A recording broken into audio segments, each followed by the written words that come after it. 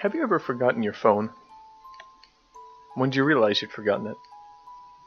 I'm guessing you didn't just smack your forehead and exclaim, "Damn," apropos of nothing.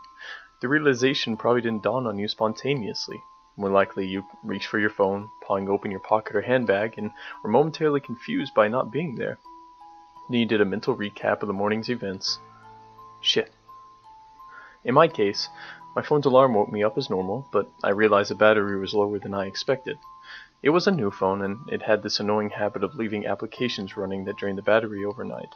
So, I put it on the charge while I showered instead of into my bag like normal. It was a momentary slip from the routine, but that was all it took.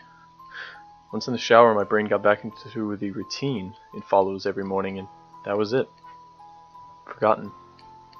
This wasn't just me being clumsy. As I later researched, this is a recognized brain function.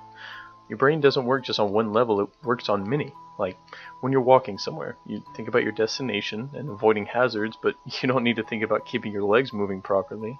If you did, the entire world would turn into one massive, hilarious Quap cosplay.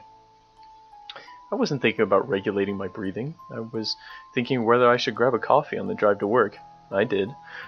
I wasn't thinking about moving my breakfast through my intestines. I was wondering whether I'd finish on time to pick up my daughter Emily from the nursery after work, or get stuck with another late fee. This is the thing. There's a level of your brain that just deals with routine, so that the rest of the brain can think about other things. Think about it. Think about your last commute. What do you actually remember? Probably little, if anything. Most common journeys blur into one, and recalling any one as particular is scientifically proven to be difficult. Do something often enough and it becomes routine. Keep doing it and it stops being processed by the thinking bit of the brain and gets relegated to a part of the brain dedicated to dealing with routine.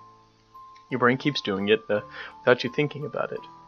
Soon you think about your route to work as much as you do about keeping your legs moving when you walk. Most people call it autopilot, but there's danger there.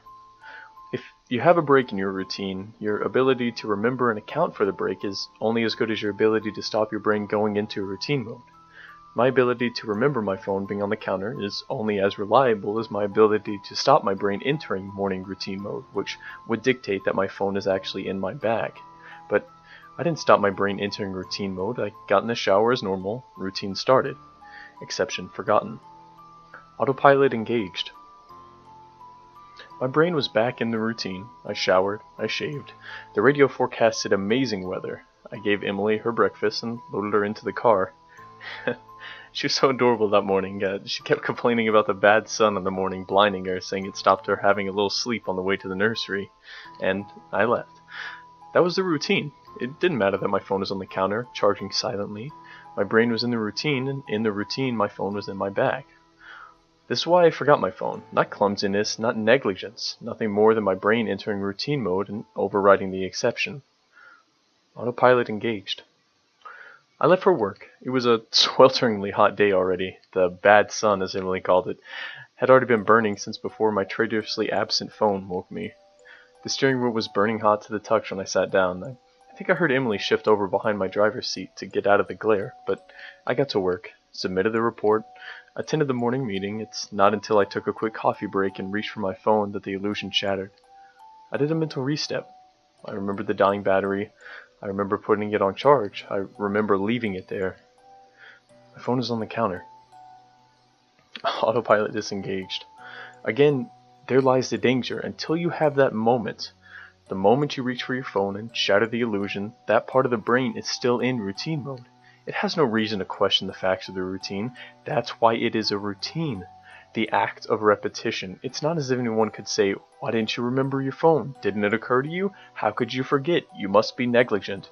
This is to miss the point. My brain was telling me the routine was completed as normal, despite the fact that it wasn't. It wasn't that I'd forgot my phone. According to my brain, according to the routine, my phone was in my bag. Why would I think to question it? Why would I check? Why would I suddenly remember, out of nowhere, that my phone was on the counter? My brain was wired into the routine, and the routine was that the phone was in my bag. The day continued to bake. The morning haze gave way to the relentless fever heat of the afternoon. Tarmac bubbled. The direct beams of heat threatened to crack the pavement. People swapped coffees for iced smoothies, jackets discarded, sleeves rolled up, ties loosened, brows mopped. The park slowly filled with sunbathers and barbecues. Windows frames threatened to warp. The thermometer continued to swell. Thank God the offices were air-conditioned. But, as ever, the furnace of the day gave way to a cooler evening. Another day, another dollar. Still cursing myself for forgetting my phone, I drove home. The day's heat had baked the inside of the car, releasing a horrible smell from somewhere. When I arrived on the driveway, the stones crunched comfortably underneath my tires. My wife greeted me at the door. "Where's Emily?" Fuck. As if the phone wasn't bad enough. After everything, I'd left Emily at the fucking nursery after all. I immediately sped back to the nursery. I got to the door and started practicing my excuses, wondering vainly if I could charm my way out of a late fee. I saw a piece of paper stuck to the door. Due to vandalism overnight, please use side door. Today only. Overnight. What? The door was fine this morning. I froze. My knees shook. Vandals. Changed in the routine. My phone was on the counter. I hadn't been here this morning. My phone was on the counter. I'd driven past because I was drinking my coffee. I'd not dropped off Emily. My phone was on the counter. She'd moved her seat. I hadn't seen her in the mirror. My phone was on the counter. She'd fallen asleep out of the bad sun. She didn't speak when I drove past her nursery. My phone was on the counter. She changed her routine. My phone was on the counter. She changed the routine and I'd forgotten to drop her off. My phone was on the counter. 9 hours. That car, that baking sun. No air, no water, no power, no help. That heat. The steering wheel too hot to touch.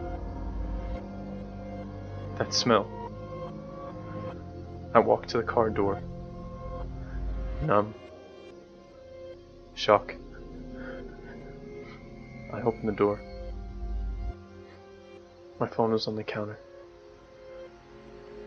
And my daughter was dead. Autopilot disengaged.